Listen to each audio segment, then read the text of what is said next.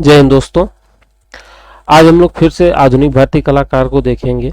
आधुनिक भारतीय कलाकार में हम लोगों ने 20 से ज़्यादा कलाकारों के बारे में देख लिया, या लगभग 30-40 कलाकार हो गए होंगे, हमने काउंट नहीं किया। तो 30-40 कलाकारों के बारे में हम लोगों ने विस्तार से जानकारी लिया और उनके एक एक पॉइंट को समझा। आगे हम लोग आज फिर कुछ कलाकारों के बारे में देखेंगे, उसके बाद कल कुछ कलाकारों के बारे में देखेंगे, और वो भारतीय आधुनिक कलाकारों का आखिरी वीडियो रहेगा प्रश्न ये थ्योरी का। उसके बाद फिर प्रश्न आएंगे, तो इसके प्रश्न भी काफ़ी हम सॉल्व करेंगे, जिससे कि आधुनिक भारतीय कलाकार के जो भी प्रश्न आए, ये बहुत ज़्यादा प्रश्न इस चैप्टर से आते हैं। कैसे प्रश्न आते हैं? कहीं कहीं कई कलाकारों को दे देगा, क्रोनोलॉजी में प्रश्न पूछ लेगा, कहीं कहीं उनसे संबंधित चित्र दे देगा, उनका जन्म स्थान दे देगा, उनके गुरु कौन है ये दे देगा। तो इस तरीके के बहुत प्रश्न पूछे जाते रहते हैं। तो जब इतने ज़्यादा कलाकार हैं, आधुनिक भारतीय कलाकारों में बहुत कलाकार आते हैं, तो जब आधुनिक भारतीय कलाकारों में ज़्यादा कलाकार हैं तो उनसे प्रश्न भी खूब ज़्यादा पूछे जाते हैं। तो जाहिर सी बात है, उसमें हम लोग समय दे करके विधिवत उसका अध्ययन करेंगे। तो इतने कलाकार हो गए हैं और आज भी कुछ कलाकार होंगे, उनके बारे में देखेंगे। उसके बाद फिर कल देखेंगे, फिर इसके बाद थ्योरी का सेशन खत्म हो जाएगा। जो भी मित्र अभी नए हैं उनके लिए हम ये सब बता रहे हैं, क्योंकि पुराने सभी लोग ये सभी बातों को जानते हैं और वो जुड़े हुए हैं लगातार। तो देखिए कि जब इतने कलाकारों के बारे में हम देख रहे हैं, तो जाहिर सी बात है कोई भी प्रश्न आपसे एग्जाम में नहीं छूटेगा। तो ये सब तो बातें ठीक थी। अब हम अपने प्रचार प्रसार की बातें कर लें। देखिए, अभी चैनल पे बहुत कम सब्सक्राइबर हैं और YouTube चैनल पे 1000 सब्सक्राइबर होना बहुत ज़रूरी है। हमको आप सभी से बहुत ज़्यादा सब्सक्राइबरों को कराने की लालच भी नहीं है। हम आपसे इतना ही चाहते हैं कि आप सभी मित्र जो भी आप यहाँ पे वीडियो देखते हैं, पढ़ते हैं, और आप सभी हमारा हितैषी हैं, तो आप सभी लोग चैनल को सब्सक्राइब कर लीजिए। जो भी अभी नहीं किए हैं, वैसे ज़्यादातर लोगों ने कर लिया होगा, और जो भी मित्र अभी नहीं किए वो चैनल को सब्सक्राइब कर लें और अपने नज़दीकियों से चैनल को सब्सक्राइब करवा दीजिए। 1000 सब्सक्राइबर कम से कम कंप्लीट हो जाए। शुरुआती दौर है, 1000 सब्सक्राइबर होने में समय लगता है, और जब अभी YouTube चैनल नया होता है तो YouTube उसको ज़्यादा प्रमोट भी नहीं करता, उसको ज़्यादा जगह दिखाता भी नहीं। तो आप सभी के माध्यम से ही इस चैनल का विस्तार होगा। तो आप सभी से उम्मीद हम यही करते हैं कि आप सभी लोग हमारा सहयोग करें और चैनल को आगे बढ़ाने में अपना महत्वपूर्ण योगदान प्रदान करें। चलिए, ये तो थी प्रचार प्रसार की बातें। आगे आज हम लोग देखेंगे, अनीस कपूर से आगे बढ़ेंगे। आज अनीस कपूर पहले कलाकार होंगे, उनके बारे में देखेंगे। तो अनीस कपूर से आगे बढ़ेंगे और उसके बाद अन्य कलाकार हैं, गीता कपूर, मृणालिनी मुखर्जी, मारिया मिरांडा, इस तरीके से कई कलाकार हैं। तो पहले कलाकार अपने हैं अनीस कपूर। जहाँ पे कपूर नाम आ जाए तो जानते हैं वर्तमान में कई कपूर सब हैं फिल्मी इंडस्ट्री से, तो वहीं पे महाराष्ट्र से ही है। तो ये भी महाराष्ट्र से ही हैं और ये फिल्म इंडस्ट्री से नहीं जुड़े हैं, लेकिन ये मूर्तिकार के रूप में जाने जाते हैं। इनके बारे में यही पूछा जाएगा कि अनीस कपूर मूर्तिकार है क्या है, तो इसके अलावा कोई प्रश्न इनसे नहीं पूछा जाएगा। बहुत महत्वपूर्ण कलाकार नहीं है जिनका एग्जाम में पूछा जाए, हालांकि 1-2 बार इनको देख लीजिएगा। अगले कलाकार हैं मृणालिनी मुखर्जी। हम लोगों ने एक बहुत बड़े कलाकार के बारे में देखा है, विनोद बिहारी मुखर्जी। तो उनकी पुत्री है ये मृणालिनी मुखर्जी। अब हालांकि विनोद बिहारी मुखर्जी साहब तो बंगाल से थे, लेकिन इनका जन्म मुंबई में हो गया था, मुंबई में हुआ था, और ये मूर्तिकार और चित्रकार दोनों रूपों में खूब प्रसिद्ध हैं। और ये ज़्यादातर जूट से मूर्तियां बनाती थी। इनके प्रमुख चित्रों में ओमेन मान पुष्पक है और ओमेन मान पिपाक है और पुष्प, ये 2 चित्र प्रमुख हैं। अगले कलाकार हैं मारिया मिरांडा। मारिया मिरांडा एक कार्टूनिस्ट चित्रकार है और ये कहानीकार के रूप में भी प्रसिद्ध है। कार्टूनिस्ट है और कहानीकार है, तो इससे ज़्यादा कहीं नहीं पूछेगा आपसे एग्जाम में। अगले कलाकार हैं गीता कपूर। कल हम लोगों ने विवान सुंदरम के बारे में पढ़ा था। विवान सुंदरम अमृता शेरगिल के बहन के लड़के हैं और विवान सुंदरम की पत्नी है गीता कपूर। गीता कपूर को आप लोगों मतलब कि टीवी शो में खूब देखा होगा, रियलिटी शो में वो जज का काम करती हैं। कोरियोग्राफर भी हैं, कहानीकार हैं और कला समीक्षक के रूप में भी खूब जानी जाती हैं। अगले कलाकार हैं राघव कनेरिया। ये मूर्तिकार के रूप में प्रसिद्ध हैं राघव कनेरिया साहब। अगले कलाकार हैं पी आर दरोज। पी आर दरोज मूल रूप से सिरेमिक से मूर्तियां बनाने में बहुत प्रसिद्ध हैं। सिरेमिक मतलब मिट्टी से जो मूर्तियां बनती हैं, टेराकोटा माध्यम से जो मूर्तियां बनती हैं उसे कहते हैं सिरेमिक। पी आर दरोज का नाम सिरेमिक माध्यम से मूर्तियां बनाने में बहुत प्रसिद्ध है। अगले कलाकार हैं अंकित पटेल। तो आपको एक हम ट्रिक बता दें, जो भी ज्यादातर कलाकार जिनके नाम में पटेल लिखा है, तो ज्यादातर पटेल सब गुजरात से ही संबंधित रहते हैं। तो ये भी गुजरात से संबंधित कलाकार हैं और ये मूर्ति कला में निपुण हैं, तो मूर्तिकार के रूप में ये जाने जाते हैं। ठीक, मूर्तिकार के रूप में जाने जाते हैं, गुजरात से संबंधित हैं ये। अपने अगले कलाकार आज के हैं निकोलस रोरिक। ये इंपॉर्टेंट कलाकार हैं, इनके आगे आप स्टार लगा लीजिएगा। क्यों? क्योंकि ये विदेशी कलाकार हैं, वर्तमान के रसिया, पूर्व के सोवियत संघ के 1929 में इनका जन्म हुआ था, तो पूर्व के रसिया के कलाकार हैं। बाद में ये रसिया से दक्षिण की दिशा में चले और मंगोलिया जो गोबी मरुस्थल है उधर से होते हुए चीन की तरफ आए। चीन के बाद ये भारत में आए। भारत में अपना ये हिमाचल प्रदेश में आए और हिमाचल प्रदेश में आकर के इनको वहीं पे बहुत अच्छा लगा, कुल्लू में, तो वहीं पे आए, कुल्लू में रहे और अपना सारा जीवन वहीं पे व्यतीत किया और चित्रण कार्य करते रहे। हिमाचल प्रदेश में रहे तो ये ज्यादातर हिमालयी दृश्यों का चित्रण किया करते थे। ये न केवल चित्रकार थे बल्कि लेखक भी थे।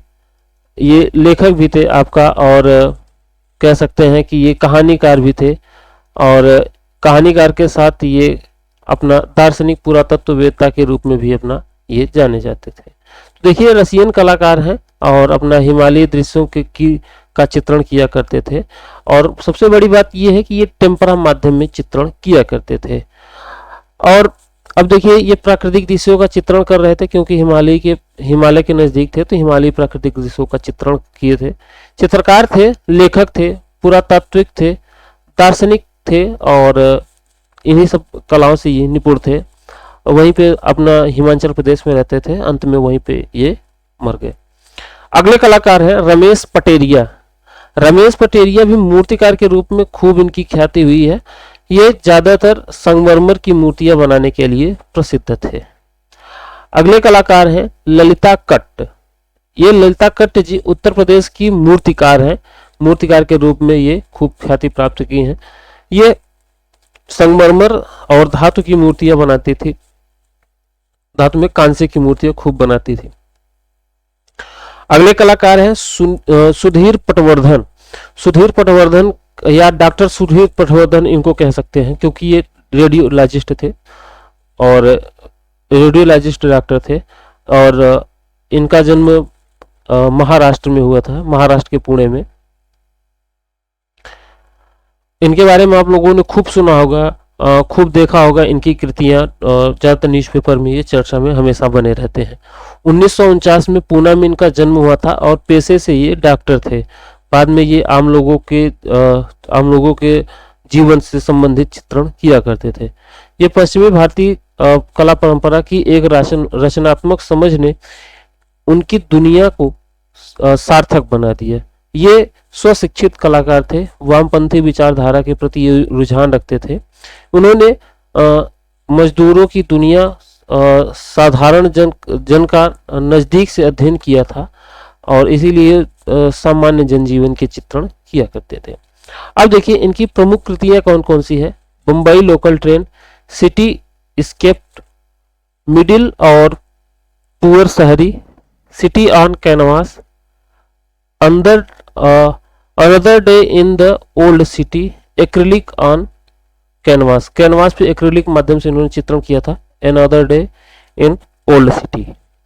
अपने अगले कलाकार के रूप में आते हैं नीलिमा शेख। नीलिमा शेख का जन्म दिल्ली में हुआ था और अभी वर्तमान में बड़ोदरा में रहती हैं। ये मुगल चित्र शैली और जापानी वुडकट, राजस्थानी और पाश्चात्य आधुनिक प्रभावों से कि ये दृश्य कलाकार हैं मूल रूप से। ये सही रूप से पाश्चात्य तैल चित्रण में माहिर थी। बाद में एशियाई टेम्परा में इन्होंने रुचि ली। बड़ौदा इनका कार्य क्षेत्र है। इन्होंने वेन चंपा गुरु आप चित्र श्रृंखला का चित्रण किया है।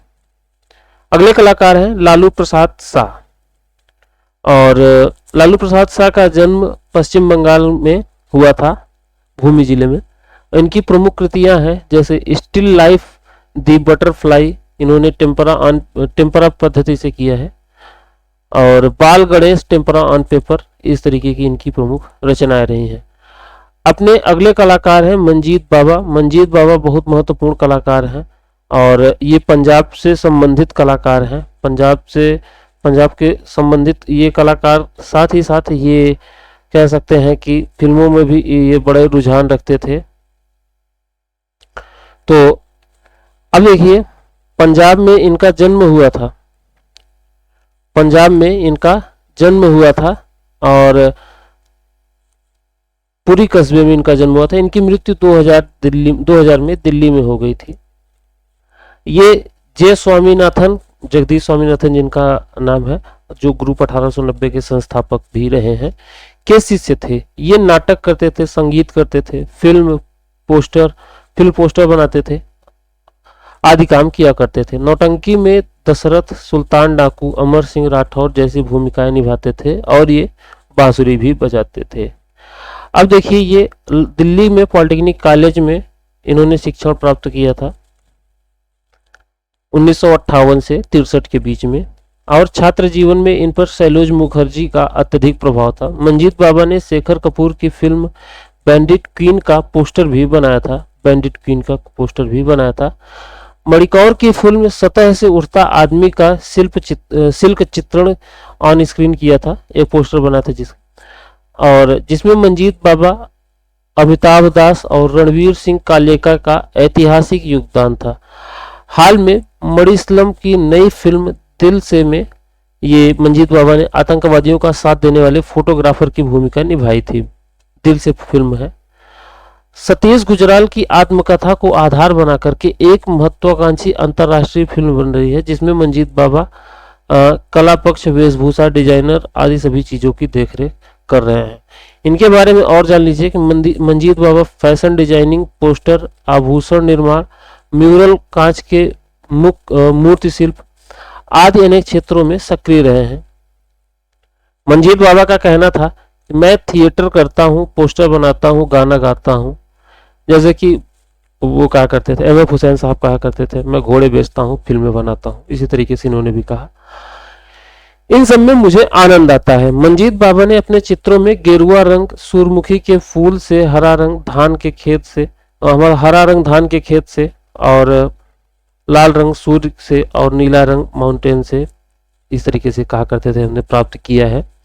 इनके प्रमुख चित्र women in blue, land with fire ring और कृष्ण बांसुरी के साथ आदि इनके प्रमुख चित्र रहे हैं। अपने अगले कलाकार हैं अतुल डोडिया। ये इनका जन्म मुंबई में हुआ था, महाराष्ट्र में, घाटकोपर में। घाटकोपर से आपको एक चीज याद आनी चाहिए कि घाटकोपर में 1896 ईस्वी में राजा रवि वर्मा साहब ने वहां पे लिथोग्राफिक पेंटिंग प्रेस की स्थापना की थी। ये चीज आपको याद होनी चाहिए थी, घाटकोपर के नाम से। चलिए, इन्होंने अपने दो चहेते कलाकार डेविड हॉकनी और भूपेन खक्कर के बारे में एक चीज आप लोग अभी 1-2 दिन पहले हमने बताया था। इनकी एक कृति है, उस कृति का नाम है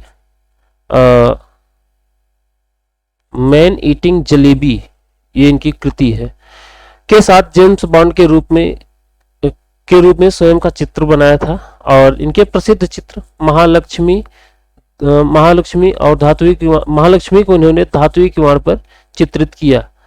the wall oil and acrylic on canvas, जो कि इन्होंने राहुल द्रविड़ को समर्पित किया।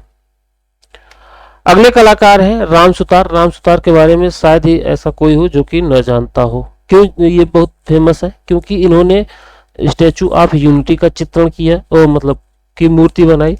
और साथ ही साथ ये अभी जो अयोध्या में भगवान राम का जो स्टैचू बन रहा है उसके भी मुख्य मूर्तिकार यही है। इनके एक लड़के हैं अनिल सुतार, वो भी इनका सहयोग करते रहते हैं। ये महाराष्ट्र में जन्मे थे और इस समय तो ये यही उत्तर प्रदेश में रहते हैं। देखिए 1925 में महाराष्ट्र में इनका जन्म हुआ था और भारत सरकार ने इन्हें 1999 में पद्मश्री द्वारा सम्मानित किया था और 2016 में पद्म भूषण द्वारा, ये पद्मश्री होगा। और 2016 में पद्म भूषण से सम्मानित किया। और राम सुतार ने 1954 से 58 तक अजंता और एलोरा की मूर्तियों के पुनर्स्थापन मतलब रीइंस्टॉलेशन का काम किया था। वर्तमान में उत्तर प्रदेश के नोएडा में ये रहते हैं। इनकी कुछ प्रमुख कृतियां हैं जैसे कि स्टैचू ऑफ यूनिटी और चंबा देवी की मूर्ति, और देखिए महाराणा रणजीत सिंह की मूर्ति अमृतसर में है। इसके साथ महात्मा गांधी की मूर्ति गांधीनगर में है और अंबेडकर की मूर्ति जम्मू कश्मीर में, शंकर दयाल शर्मा की मूर्ति इन्होंने बनाई है। तो इस तरीके से इनके प्रमुख जो कृतियां हैं वो आपके सामने हैं। तो आप समझ लीजिए कि ये कितने महत्वपूर्ण कलाकार हैं, उनसे कितना प्रश्न पूछा जा सकता है। अब देखिए एक पते की बात हम आपको ये बताएं कि अब बीजेपी की सरकार है उत्तर प्रदेश में, तो जाहिर सी बात है कि इनसे संबंधित प्रश्न पूछे जाएंगे क्योंकि ये बीजेपी के बहुत नजदीक भी इन्होंने कई चित्रण किए हैं, कई मूर्तियां बनाई हैं। अब देखिए स्टैचू ऑफ यूनिटी के बारे में थोड़ा सा जान लेना बहुत जरूरी है क्योंकि स्टैचू ऑफ यूनिटी विश्व की सबसे ऊंची मूर्ति है, 182 मीटर है और ये सरदार वल्लभ भाई पटेल की मूर्ति है। ये तो आप सभी ने जाना होगा। और सरदार वल्लभ भाई पटेल की मूर्ति बनाने में इनके पुत्र मतलब अनिल सुतार जी इनका योगदान सहयोग करते थे। और अब आगे बात करें तो ये स्टैचू ऑफ यूनिटी नर्मदा जिले में सरदार सरोवर बांध के नजदीक है, वहीं से 32 किलोमीटर दूरी पे है। और साधु बेट नामक स्थान पर नर्मदा नदी के तट पर स्थापित है। यह वर्तमान में विश्व की सबसे ऊंची मूर्ति है। इसके बाद दूसरे स्थान पे आती है प्रिंगिंग बुद्धा की मूर्ति, जिसका आधार से कुल ऊंचाई 200 मीटर है। तो हम लोगों ने आज इन सभी कलाकारों के बारे में देखा। और अगले कलाकार हैं समीर मंडल। समीर मंडल का जन्म पश्चिम बंगाल के 24 परगना जिले में हुआ था 1952 ईस्वी में। मुंबई में रहकर ये चित्रण कार्य किया करते थे। ये देश के सबसे प्रतिभाशाली और सफल जल रंग कलाकारों में से एक है। इन्होंने इलस्ट्रेटेड वीकली के लिए राजनीतिक कार्टून बनाया था और 2007 में ये हिंदी फिल्म जिसमें फिल्म का नाम था तारे जमी पर के लिए दो जल रंग चित्र तैयार किए थे। इनके प्रमुख चित्र मदर टेरेसा और मानसून बद्रीनाथ आदि है। अब देखिए मदर टेरेसा का चित्रण एमएफ हुसैन ने भी किया है।